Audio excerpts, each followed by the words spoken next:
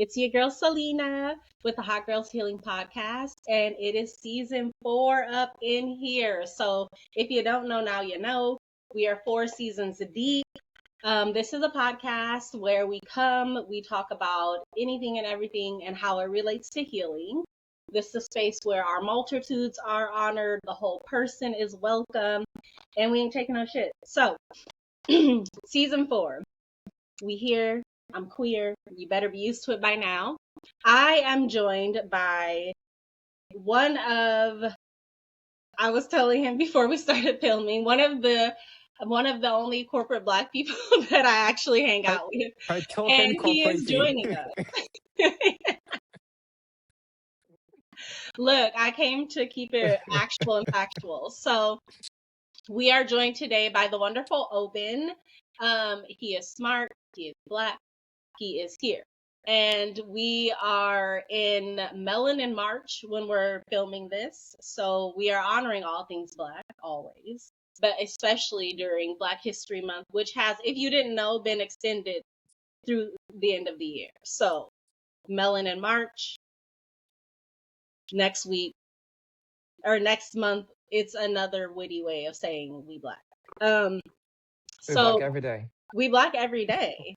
So I'm joined by Oben. We are going to be talking about Ancestry today. Yes, Yep. we are. Yep. And before we get into that conversation, lovely healing community, I'm going to have Oben tell y'all who he is because no one knows us better than ourselves. And then once he's done telling you what you need to know about him before we start this conversation, we go jump right in. Oben, thank you so much for being here. My pleasure. My pleasure. Thank you for inviting me onto the Hot Girls Healing Podcast. I'm Oben, born in Chicago, raised in Cameroon, lived in more places than I can count, and continuing. Um, I am a a creative at heart, an artist at heart, right? An artist with avec un E. Um, and I'm also the founder of the Modern Renaissance nonprofit, where we talk about storytelling, we talk about multicultural living, and we talk about the places that we're from and the places that we're going for session. And those are the things that take up most of my time most days, outside of making money. And I know that's right, because if we go do one thing, it's gonna be Black. If we go do 2 things, it's be Black and make money. So Absolutely, be here for it. you need sustenance. Like, period. I actually love hearing all of that because it makes like my experience and my knowledge of you make even more sense. Like, y'all know, like the kind of person who will just pack up and start a new life. Okay, Yeah, that's what you're talking to. He is like, he is that's not how I end tailored up to in these Seattle. cities. That's how I end up in Seattle. It was Exactly. let's go find out what it is about. Yeah, yeah. When people come to Seattle, a lot of it's like, oh, I have family here. I came here for school. There's a lot of colleges and universities in Seattle, if you didn't know that, or in the greater Seattle area, even more so. So a lot of people come here for jobs. They come for family. They come for school. Oben Hmm. came just 'cause, right? He just I wants came to. to see the great, beautiful, evergreen state. I heard so many great things about it. I'm lying. I didn't hear many great things about it. Matter of fact, I heard so many not great things about Seattle, and I left and came anyway. All right, because you have to go see things for yourself. All right, you have to go experience things for yourself so you can know. People can tell you things, and they'll be like, "Yeah, Seattle is this and it's that." But until you go see for yourself and you experience it, then you create your own personal journey with it. All Come right. on. And people can tell you like, yeah, it's terrible. And then you go and you're like, you know what? It's actually pretty great. It's the best thing since sliced bread. And that's your own personal experience with the thing, with the city, with the person. Real. That is so real. And people, I'm glad you said that because people literally will tell you anything. They'll tell you anything Yeah. about a city, about a place, and about yourself. Okay. Yeah. So we talking about Ancestry. if Black people in the United States of these in these here United States of America, if we know anything, is that somebody go try to tell us about our ancestry. They go try to Mm, tell us what we know about our ancestry and what we don't know about our ancestry. Um, you got to know yourself. You have to do the work you to must. find You out. must. You got to go to the place, see for yourself, do the research. One of the things that I've really found to encourage me and really propel me on parts of my self-love journey is that knowledge of self. If you don't know yourself, if you don't know the badass bitches, the entrepreneurs, and I'm speaking for my personal family line, we've been fine, okay? Like, we've been fine. We've been putting that shit on when we get dressed. We've been entrepreneurial minded. We've been community minded. I found all these things out and felt more affirmed even in who I am through learning more about my ancestry, learning about my grandpa, my great grandpa, my great grandmothers. You know what Yeah. I mean? Like, Yeah. you don't have to be able to, draw your family line back to the 1600s. No, that's really cool. Not If you can do necessarily. that, No. that's amazing. I've talked to people from the continent who that's a part of how they introduce themselves. I'm Selena, daughter of Pamela and Virgil, whose daughters are, you know what I mean? Pamela, daughter, Hmm. Virgil, son of. So it would have been in my introduction to say all of the people who led to me. And that's amazing and that's beautiful if you can. Yeah, but you also don't have to. Learn about your parents, learn about their parents, learn about whoever is accessible to you that can help you ground yourself in your ancestry. Because for me, ancestry is who did I come from? It's not necessarily what hardships did they overcome? Who were they? Were they Who lovers? were they? Were they fighters? Were they, you know what I mean? Were they gardeners? Were they farmers? What made them smile? And you know the interesting thing about that too is we we inherit stories, right? We inherit we inherit conflict as much as we inherit love, Mm, right? And we inherit great things from people, right? As well as we inherit, very unsatisfactory things, and we have to carry these things on. And sometimes the work of having to take a step back and maybe going back, one or two generations before is to say, let me try to understand what is this thing that I've inherited? What is this story of me that I've inherited? All right. It's it's the story of the kid who was told that, you're a slave and for the rest of your life you're going to be a slave. And so mm, you carry that thing on. You carry that narrative on in your head, but you've never reconciled what that really means. What is that? mhm, Were you born a slave and for the rest of your life you're going to be a slave? Right? Were you born a creative and for the rest of your life you're going to be creative and you cannot be anything else? Right? We carry these stories either consciously or subconsciously, a lot of times subconsciously without knowing, mhm, right? And having to be able to take a step back and go back into the past or travel into the past and try to make some sense of the world that you've inherited, some sense of the family that you've inherited, the person that you are that you've inherited, helps you resolve some of those things here in the present. So you can then determine for yourself, here's how I'm going to change that for myself in the future and for the people who come after me. yeah. Right? It's a common thing. I love this one particularly because it's so common everywhere. It's a common thing to when you're a stepmother, right? Say for example, your dad marries one woman and then he has a child and that you're that child. And Mhm, then your dad then marries another woman.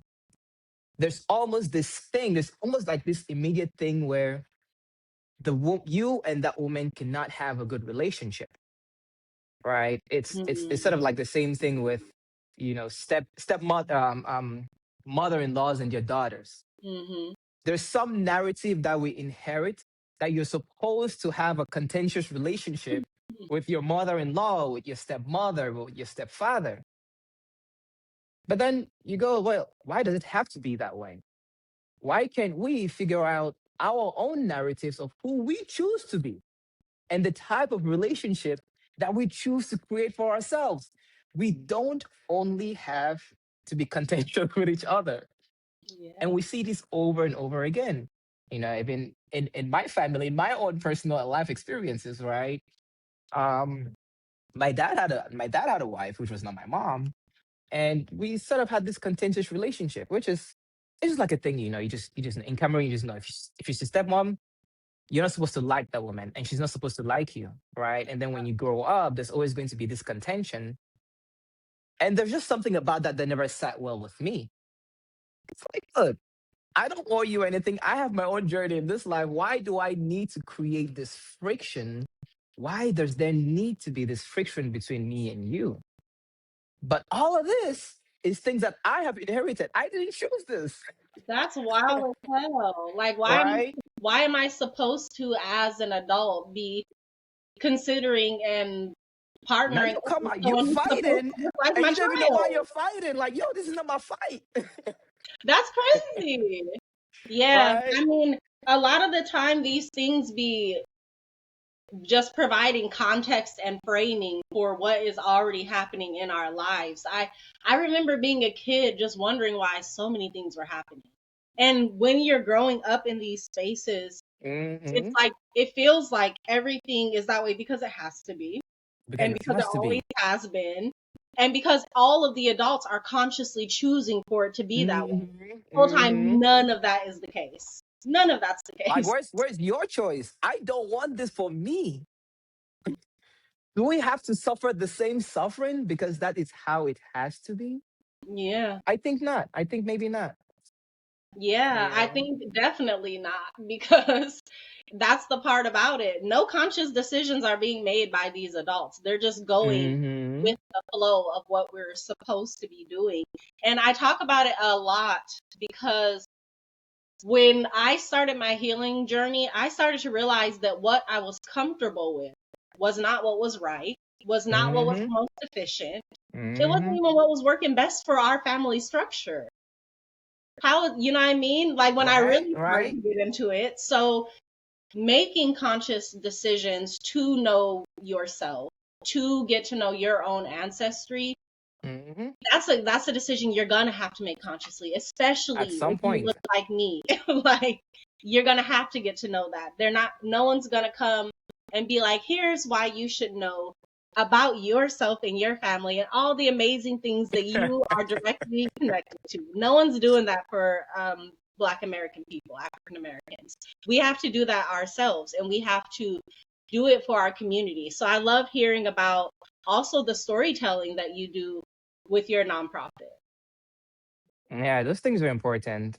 I was thinking about it the other day. I was talking about it with my brothers and sisters, and we're coming to that collective understanding. Like, oh my goodness, our uncle, which is one of four brothers who made it to adulthood, and one of 11 of my grandmother's kids who who were born, right? When he dies, a shit ton of our history dies with him, right? A ton of it. So many answers, right? Just gone. Nobody's gonna know those things, all right? Nobody's gonna know where we're coming from if we don't ask those questions, if we don't find out who our aunties are, our cousins are. Nobody's going to know. Nobody's going to know some of the customs that we have, right? One of the customs that we have was whenever we had to travel, our grandma would come through and she'd do this traditional ritual where she would spit on your chest, right? Like as kids, we were like, "Yo, this shit is disgusting," Yeah. right? But the intent and the sense of it, right? The tradition of it is she's wishing you well on your journey until she sees you again, and if she doesn't have to see you again, she says, "Hey, look, you come from somewhere. You know that I still love you. Know that you carry my well wishes, and wherever you go, take those well wishes with you and be safe. May the odds be with you." Right? And it's little things like that that when my uncle passes away, we would not have any of that anymore. Yeah. all those little stories about, you know, my uncle, and talk about this one. My uncle, along with my dad, they came up in the age of independence, right? So post-colonialism. They were born in colonialism and Mhm. grew up through post-colonialism, which is a very different time than Cameroon is today, right? And it's a very different way of doing things. Now imagine if you had, one of your uncles or relatives who were born in slavery time, Mhm. right? And they develop some customs for themselves. And then there's the last one standing in today's day. There's Yeah. so much of our procession from who we were and how we've come to be here today that gets lost if none of that stuff is documented. All that history, right? The people who fought for us to be here. Some of the tricks, that they had to play, right? And sometimes Mhm. even the pitfalls that they had to fall into, we don't have to follow the same pitfalls all over again. We Yeah. can learn those things from them, right? And Yeah. to me, that's why ancestry is so important, right? It's lessons learned, huge, huge lessons learned, right? Of how Yeah. not to do certain things, in what situations, and then you take that and you process it and you move it forward as Yes. a people. Yes. And that's what makes it so important because learning about your ancestors is not so that we can, try to be, I'm going to be my ancestor. Like, they don't Nah. need you to do that. They were already Mm-mm. there. And they They've done already that lived already. the life that they needed to in that unique time, in that unique way. And so, what we are doing when we go back and when we look and we learn, we're getting more information so that we can put our spin on it. It's not so that we can recreate the wheel. No, we're standing on the shoulders of Hmm. giants. They want us to reach higher. We need to prepare shit for the next generations so that they're not falling into the same pitfalls that we had to fall in. Exactly. So that they can be like, damn, can you imagine if we had to live through all that bullshit that with the fucking World War III that is happening and like no, Like, we and don't know they how that ends. right. And hopefully they do not have to because we will have done the right thing right now Yeah. to Yeah. set things on a better course for them. And that, like, particularly with enslavement, my being in a family that I know my family was directly impacted by enslavement, was directly impacted by the Great Migration, was directly impacted by a lot of the black history, civil rights movements, all of those things. My Hmm. ancestors were directly the Rottweilers. My mom has memories of being a little girl during the riots in LA, and she Right? lived there during that time. So it's like we don't have to wonder what the civil rights movement was like. Literally, ask your uncle, ask your mama, ask your granddaddy. We live in this society where we're taught to think of certain things as having happened so Hmm. long ago. We just don't know. It We is do not know. that The long knowledge is ago. available. It is living. Yeah. And then there's so many more of those stories Hmm. that were not documented that we don't have access to. It's all in the minds of other people. Yeah. And we And that's have to go. why, We have to go get them. We yes, must go get them I'm telling you, like, and I, document them.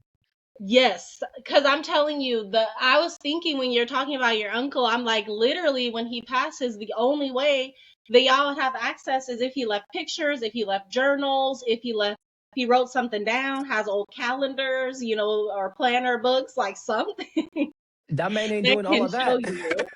Yeah. And as the new adults, that's something that we get to do now. I actually even got back into printing. I have printed photos, from back when I was a kid. We used to print photos off a lot more often than Mm-hmm. now, but Mm-hmm. I had little stacks of photos that I was just tearing around in boxes. Wow. I got a Nice. photo album and I started putting them together in a photo album because we used to have family photo albums when I was growing up. Right? I used to love to sit with my mom and be like, who's that? Who's that? As a kid, and now we just have our phones, but like something happens to our phones, all of those memories are gone. We can't access the cloud, you know what I mean? So we really have to start thinking long term. How can our descendants one day get to know us when we're not here, or when the Mm-hmm. microplastics have gotten to all of our brains and skin. Right. I think about like my nephews, right?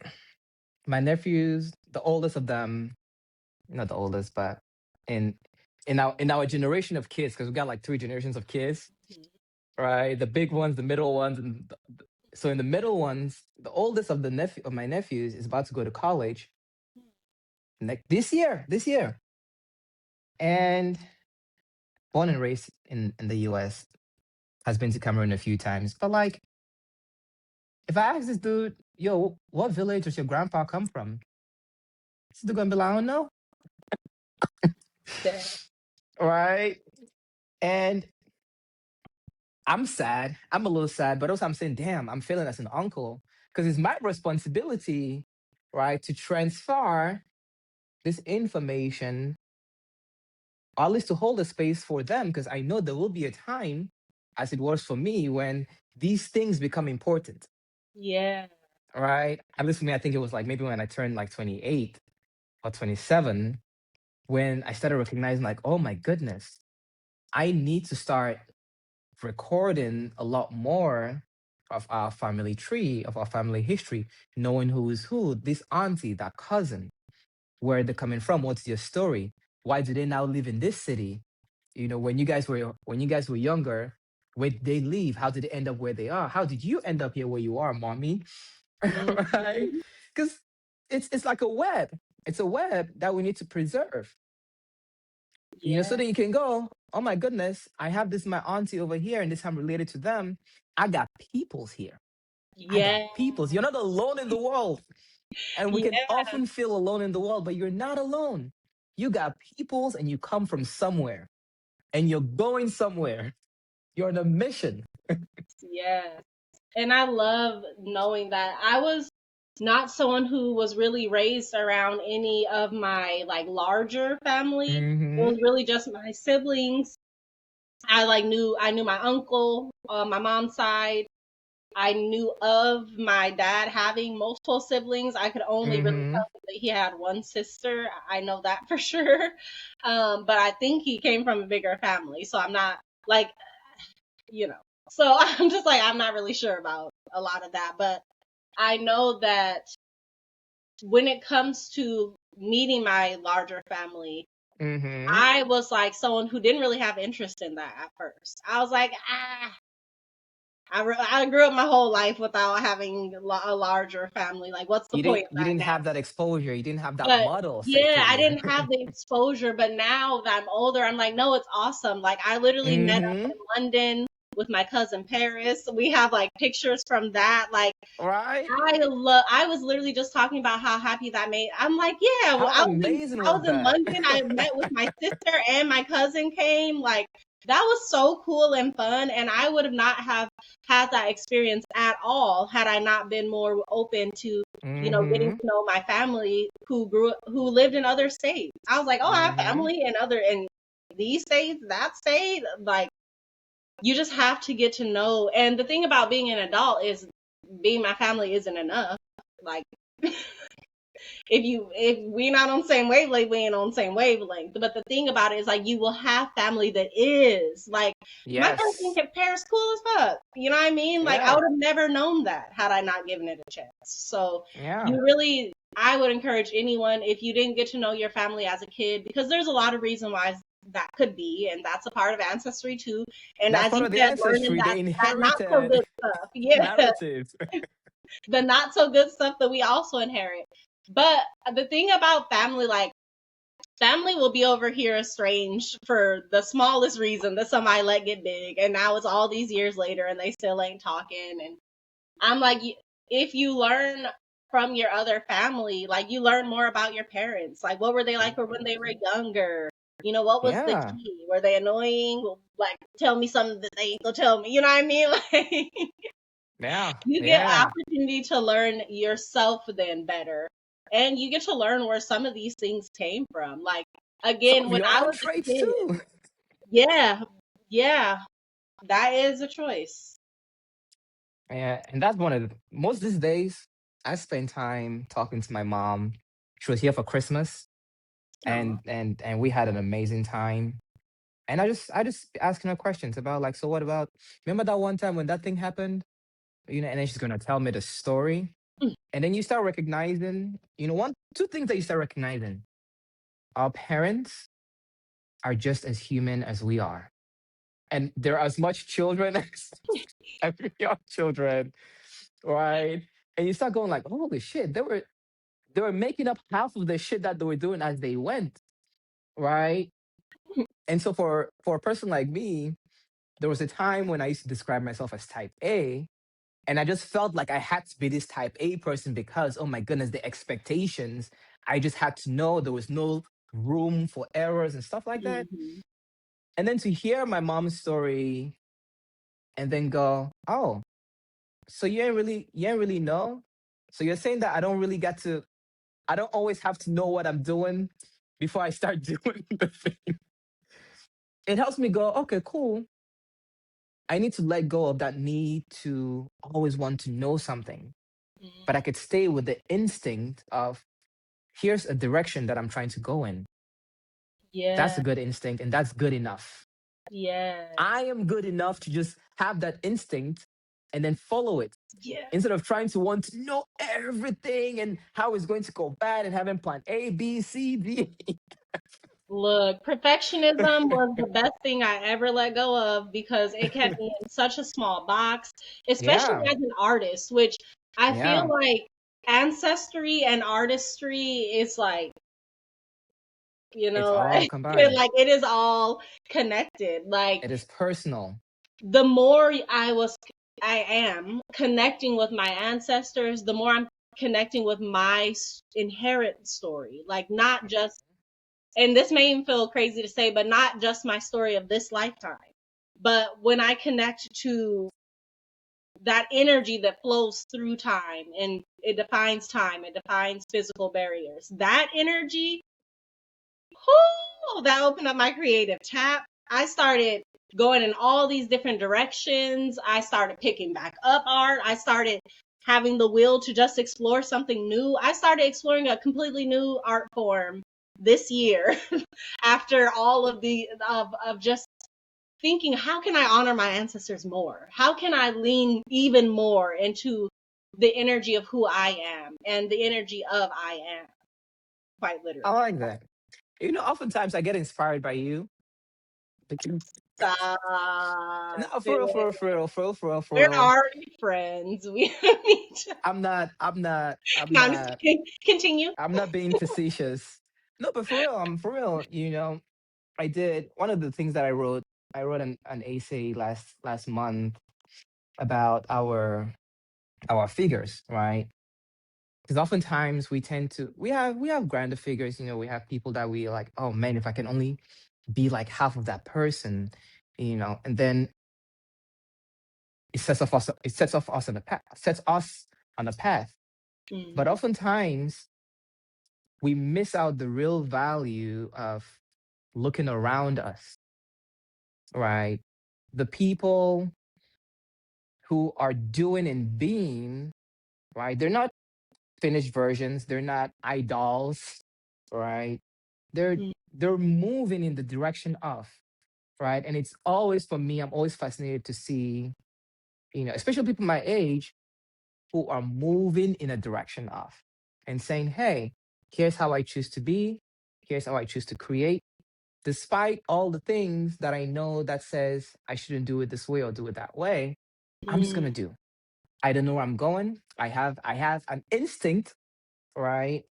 Whether it means I'm gonna start this podcast, I'm gonna do a TV series, I'm gonna film a TV series, right? I'm gonna write a book, right? It's not often common to see. And so sometimes when you're doing it, there's oh my goodness, this is so hard, this is so lonely, because it's sometimes often a lonely journey. But then you often don't see the people who see you doing it and get inspired to go, oh man, today I didn't do it, but I seen Selena do it. Let me get up. Let me get my ass off the chair and go do that thing.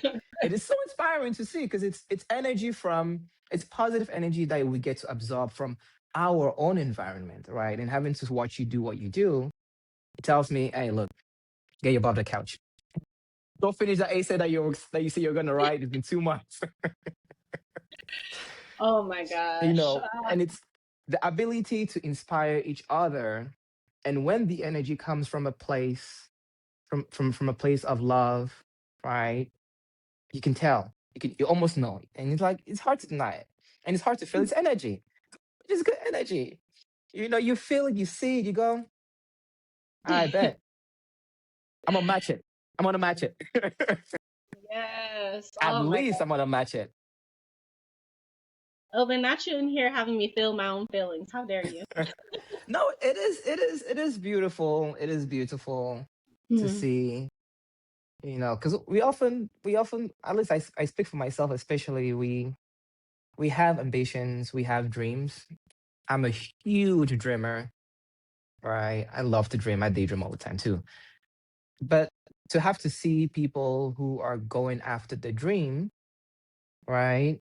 It's beautiful to see. It's inspiring. Hmm. We often see our idols at the finish stage. We don't see them at the beginning. Yeah. We don't No, see the little struggles in yeah. between. And so you who's on that journey too, you get to recognize like, oh my goodness, I know that it wasn't as easy as, I see them doing it because I'm also doing it. So I'm inspired that Yeah. she's also doing the thing. Man, that is so real. It's great energy. I feel very emotional to hear this because I feel very seen by you in this moment. Because I see you. we don't say that it's hard and it's kind of Mm-hmm. boring sometimes. I was just telling my sister, because yes, if you didn't know already, Healing Community, I am creating a reality TV pilot that is based off of my Oh, podcast. I didn't know that was the secret. Did I buzz that secret wide No, it open? wasn't. It's not a secret at this point, but it also has Okay. like I've not done like a huge, media Mm-hmm. about it. Because a lot of what I'm doing right now, I'm learning in real time. So I learned how to write a press release for this project. Like Oh I really wow. am. I'm learning how to take the skills that I have and acknowledge it. I don't have to have every single skill that I need. I Mm-hmm. need to have enough of the core skills that I Yep. can drive this boat. You know what I mean? That's all I needed. And so now, yes, I'm in class. I'm in training to learn new things. I'm leaning on a lot of other supports and a lot of people who are really good at their thing, and their thing fits into what I'm doing. So um it's hard, and it's something that I was just telling Marissa, it's not always fun, and I was just not in the fun part. I was filling out grants. I was trying to wrangle people's schedule together. I'm getting a shot list together for our next day of filming. I was like, I want it to be the fun part again. Like, where's the fun part? I missed Like that. wasn't right? I was like, wasn't this just a sexy project and there was like good lighting and like I was Uh-huh. dressed cute? Uh-huh. Like I want to get back to that. But I'm gonna tell you now, if you're a producer, you already know. But pre-production and post-production is not the glamorous part of production. That's the middle part. It's the whole meat. It's the thing Yeah, that gets the engine going. yeah. So wow, yeah, I felt very seen by what you just said because another thing that I've been thinking a lot about is my ancestors. As Hmm. I'm creating this, my ancestors were why I started the podcast. I said, would you listen to a podcast made by one of your ancestors? I said, with a quickness, is what I said to myself. I would listen to it from my great great great grandma Harriet. I would love to hear what my great great great great great aunt Evelyn had to Yeah. say. I would love to Yeah. hear what one of my grandpapas, after enslavement ended, I don't even know what our enslavement name was because he renamed us Hmm. Green immediately after the land. He He said, said, fuck look, all we that ending this now. one. Yeah, he said, we From done with here on out, that. Yeah. we're living all that shit in the past. He said, we the Greens, so we going forward. And I would love to, like, if he had a podcast, Hmm. I know he wasn't about none of the shit that they were doing back in his day. And that was something that I wanted to be able to any of my descendants know without a doubt that their Hmm. bloodline was not with none of this bullshit that they got going on here. And we were actively using our voice and our platform to be resistance, to be community, to be love in any way that, I can. And so that was, yeah, I want to tell a story that I would want to listen to from my ancestors, which is just, Mm-hmm. what are you doing? Why were you doing it? What was happening? What were your friends like? What was the community like then? You know what I mean? I want to be a person who's answering all of those questions. And there's other people who have done it that, have inspired me. I love reality TV. That's why I was like, let me Let see me what I figure can out how to do. do this. Yeah. And I want us to feel confident, to enter a space. Mhm. You know, I knew that this even starting a podcast was a learning curve. I was like, a podcast? What's that? when when it was first proposed to me. Uh, But it kept being proposed to me, and I was like, all right, well, mhm. I'll look into it. And just being curious and being open, you never know where being curious and open can lead you. And I know that being curious and open can be scary sometimes. I have worked through a lot of anxiety. I had to set my expectations up for things to go right instead of for things to go wrong. I had to stop anticipating my next disaster. But once I started to learn more about energy, I was like, no, there's no way I'm actually calling that to me. And I was like, like Fear and excitement are different sides of the same coin. Depends on yes, which one you want to lean on. yeah, yeah. And I started to feel that in my body too, because fear and Hmm. excitement are the different side of the same coin. And I was like, this feels familiar, but not. And I was like, oh, this is just regular ass excitement. like, like this is just anticipation of something Like, good. what if I fuck around and succeed it? Just in the same way I'm thinking like this shit's gonna fail. What if I fuck around and succeed it? You know? Yeah. And then being confident in that success. I try to encourage people, look, I be as gentle with myself as I possibly can. In the future, I hope I'm 10 times more gentle with myself than I am in this moment, because we deserve it. And I am someone personally, like, this is an individual thing. Like, if you've been too gentle with yourself, give yourself that kick in the ass. You know what I mean? But for me, I was kicking and clawing and pushing Hmm. and pinching myself, figuratively, of course, to try to get me to do stuff. But it wasn't until I started asking myself, well, what do you need? What's stopping you from feeling confident to do this? And then let's work on that. It wasn't until I got curious with myself and started to get to know myself better. And I'm like, yeah, no, you actually genuinely want good things for people. So you should be treated by yourself like someone who wants good things for people. And that Yeah. means when you make a Yeah. mistake, don't kick your ass about it. You know what I mean? You're a good person who wants good things for people. So if you make a mistake, it's okay. You're going to get back to what you want, which is goodness. So get to know yourself, coach yourself as needed, and lean on your ancestors. Like, really learning that what my ancestors were doing, they did want things to be better for me, easier for me than they were for them. And that means that love is influencing my life. No matter what Hmm. system has been set up around me to disenfranchise me, love has also been set up for me. And love is something that I can choose to put my energy toward, instead of being like, oh, but this system and that system and this thing and all of this is set up by someone who doesn't love me and doesn't want me to succeed. I'm going to focus on what is set up by people who love me, who do want me to succeed, and And dismantle you're that version. absolutely you're absolutely right. I I I often find myself in that space because it's easy to blame. It's cheap to blame. It's cheap to shift accountability. As true as everything else in life is true, right? The systems are set up against you. All of that is true. That person don't want you to succeed. That person is not interested in a common good. That is all true, right? And I often struggle. I don't often struggle, but I often spend a lot of time with myself having to reframe, right? The reframing is as true as that thing is, how much of that is helpful to you, Mm, right? Because yeah, it's true, but like it's not helpful to me. It's not helpful to helping me move forward for maybe my own self-interest, right? To move my own self-interest forward. It's not helping me build confidence. It's not helping me dream. It's not helping me be open. It's not helping me be curious. These are some of the things that I look at myself and I go, oh my goodness, these are such great beauties of me. These are parts of me that I absolutely adore. And so when I look at things that are quote unquote stacked against me, I go, well, as true as that is, how is that helpful for me? And if it's not helpful for me, I could choose, because there's always a choice, to reframe that situation and reframe that scenario into something that becomes useful for me, right? Useful for me to continue creating love, right? Or creating from a place of love, cultivating that love for myself and sharing it with people, right?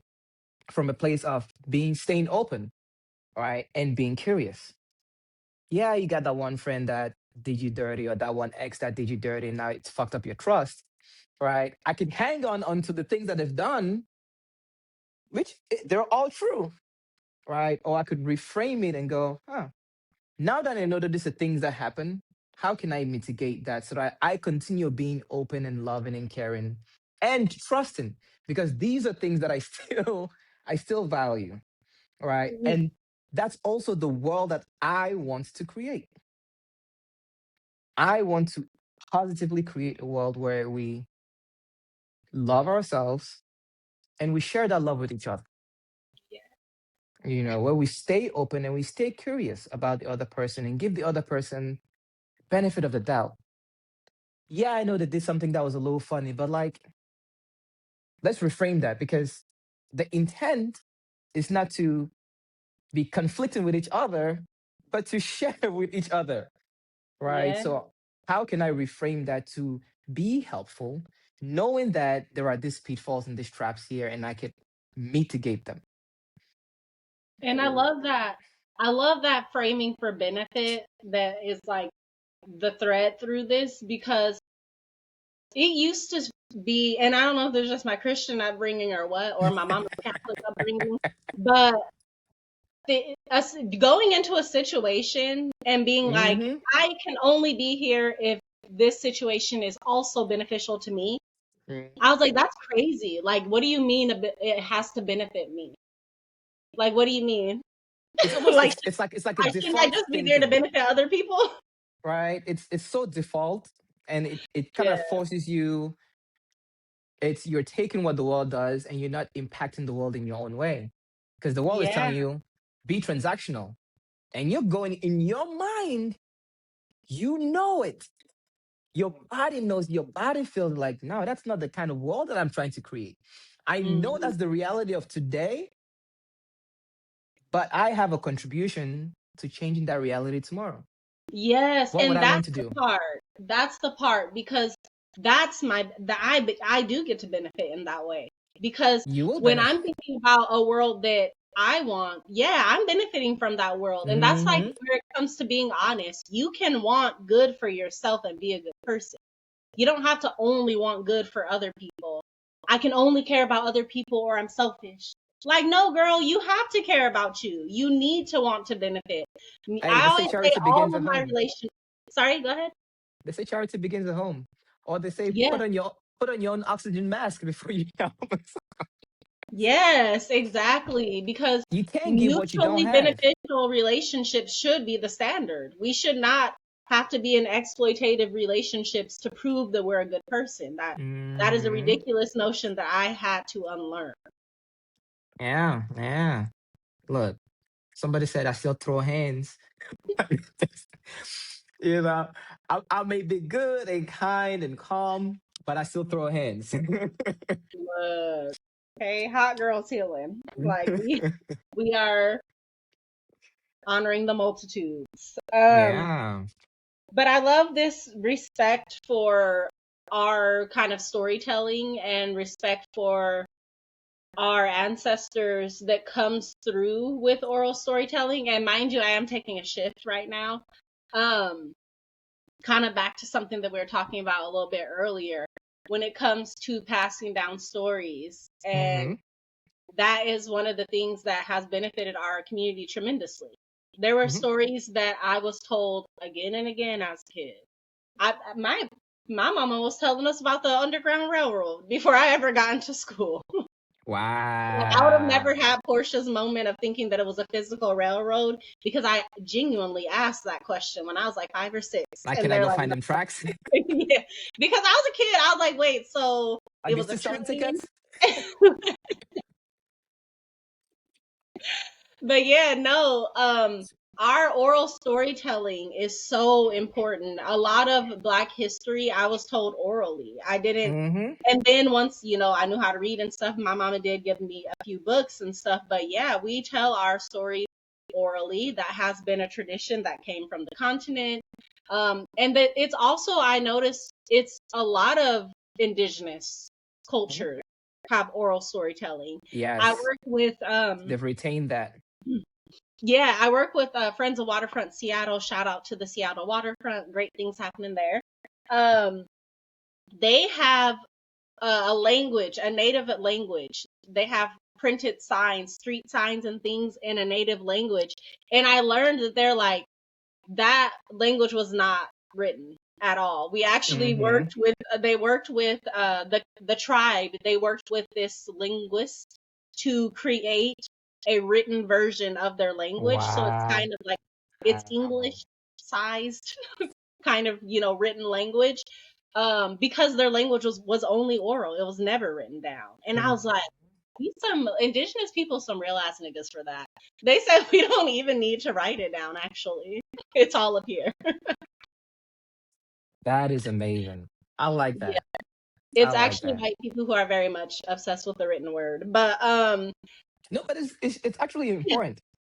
I'll I tell you think another written story. word is important for some things. I think it does have value, but I think that oral storytelling was a tool for a really long Hmm. time because it worked, right? We don't have to, that's evidence based. If it wasn't working, people would have stopped doing it and they would have adapted to something else that worked better. Which over time, written word has come in that way to Hmm. help us write down things that need to be written down.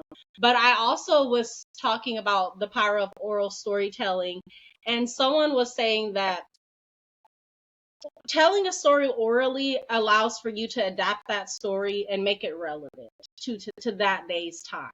So we can still tell the story about, ancient creation, and we can make it relevant to a way that a kid can understand today, which I'm sure would have just, with my knowledge of how language changes over time, like, you know, the way that we say things just changes almost like Hmm. every 3 years. It's like we got a new word for something that we was just saying differently. So, um, oral languages and oral storytelling allows for things to stay relevant and stay fresh. When you write something down and you can only tell it in that way it was written, when it was written, all the way back then in a different context with different people, and it doesn't always stay The relevant. living procession that it goes through, that evolution that it goes, because it's a living thing.